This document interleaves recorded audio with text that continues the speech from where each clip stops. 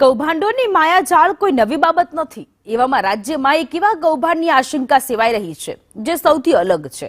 આ કૌભાંડ છે લગ્ન નોંધણીને લગતું। અમરેલીના બગસરા તાલુકાના 3 ગામમાં એવા આંકડા સામે આવ્યા છે જે જોઈને કોઈ પણ ચક્રાવે ચડી જાય। વાત એવી છે કે ગામની જેટલી વસ્તી નથી તેનાથી વધારે લગ્નની નોંધણી થઈ છે। તેનાથી મોટી વાત એ છે કે આ નોંધણી માત્ર કોરોના કાળમાં જ થઈ છે। એક જાગૃત નિવૃત્ત અધિકારીનું ધ્યાન જતા આ મામલો સામે આવ્યો છે। ત્યારે શું છે આ સમગ્ર મામલો, જોઈએ આ રિપોર્ટમાં।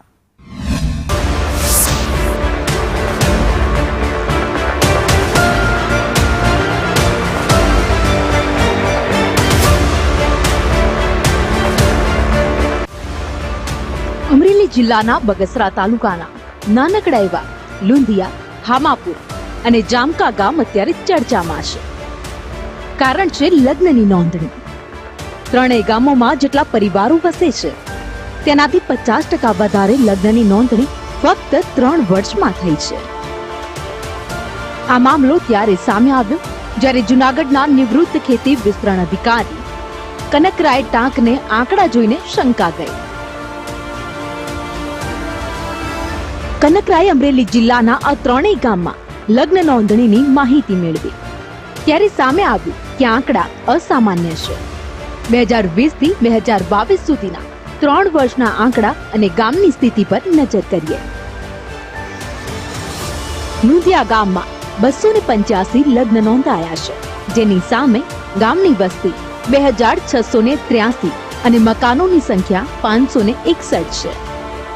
તેવી જ રીતે જામકા ગામમાં 3 વર્ષમાં 944 લગ્નની નોંધણી થઈ છે, જેની સામે વસ્તી 1126 ની અને મકાનોની સંખ્યા 225 છે।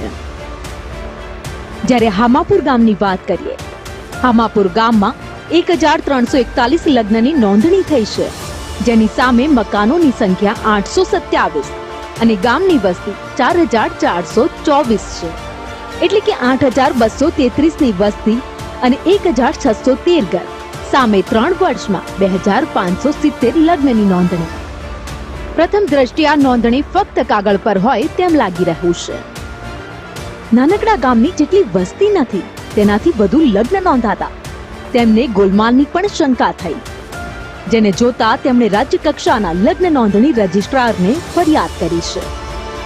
અમારી માગણી એવી છે કે આ તલાટી મંત્રી જે નાણાકીય ભ્રષ્ટાચાર આદરી અને નાણાકીય ભ્રષ્ટાચાર આદરી આત્મનિર્ભર બનવાનો જે પ્રયત્ન કર્યો છે એની સામે છે ને ખાતાકીય તપાસ કરી અને આને છે ને આની સામે લગ્ન અધિનિયમ મુજબ અને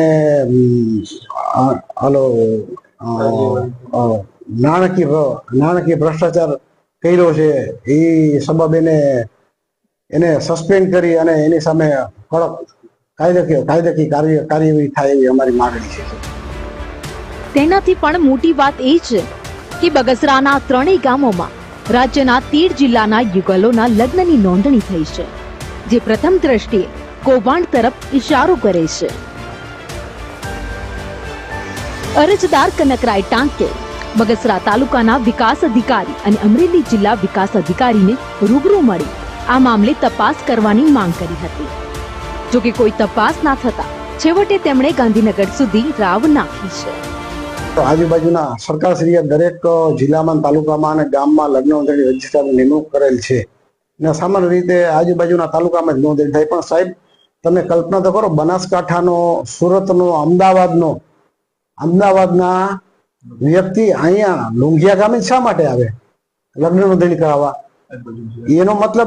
એનો મતલબ એવો થાય કે સાહેબ તલાટી મંત્રી છે એ નાણાકીય ભ્રષ્ટાચાર કરી અને એને કોઈ એડવોકેટ સાથે સેટિંગ હોય એ શક્યતા છે। સંદેશ ન્યૂઝે આ અંગે જ્યારે બગસરાના ઇન્ચાર્જ તાલુકા વિકાસ અધિકારી સાથે વાત કરી ત્યારે તેમણે આરટીઆઈના આપેલા જવાબથી સંતોષ માન્યો અને જરૂર પડશે તો કાર્યવાહી કરવાની પણ વાત કરી। આપણે જે આરટીઆઈમાં કનકરાય કેશવરાય ટાંકની જે માહિતીઓ છે હામાપુર, જામકા અને લુંઘિયા વિશે અરજદારે 3-4 વખત આરટીઆઈની માહિતી માંગેલી હતી, અપીલમાં પણ ગયેલા છે અને ત્રણેય કક્ષાએથી બધી માહિતી એને પૂરી પાડી દેવામાં આવેલી છે। તેમ છતાં જો આગળની કાર્યવાહી કરવાની થશે, નોકરી કક્ષાએથી કઈ સૂચન આવશે તો એ પ્રમાણે આગળની કાર્યવાહી કરવા। હવે સવાલ એ ઊભો થાય છે કે આખરે આટલી મોટી માત્રામાં લગ્ન નોંધણીનું કારણ શું? શું ખરેખર આ કોઈ કૌભાંડ છે? આ અંગે સંદેશ ન્યૂઝે જ્યારે નિષ્ણાંત વકીલ સાથે વાત કરી ત્યારે તેની પાછળ સામાજિક અને કાયદાકીય બંને કારણો સામે આવ્યા, જેમાં ગેરરીતિ પણ મોટો ભાગ ભજવતી હોય છે કે તલાટી કમ મંત્રી મોટે ભાગે આ રજીસ્ટ્રેશન એને પાવર્સ છે, એટલે જે તલાટી કમ મંત્રી મેક્સિમમ પૈસા લઈ અને આ જાતના લગ્નો નોંધતા હોય ત્યાં આવા લગ્નો થાય છે. એટલે અને પાછું એમાં જે ગેરકાયદે વસ્તુ છે ને એ એક જ છે કે આ લગ્નોમાં આઈધર સ્પાઉસની હાજરી મોટે ભાગે હોતી નથી. એ ટપાલથી મોકલી દેવામાં આવે છે મેરેજ રજીસ્ટ્રેશનનું અને એ નોંધણી થઈને આવી જાય છે. આ પ્રકારના કિસ્સામાં ઊંડાણપૂર્વકની તપાસ થવી જરૂરી છે.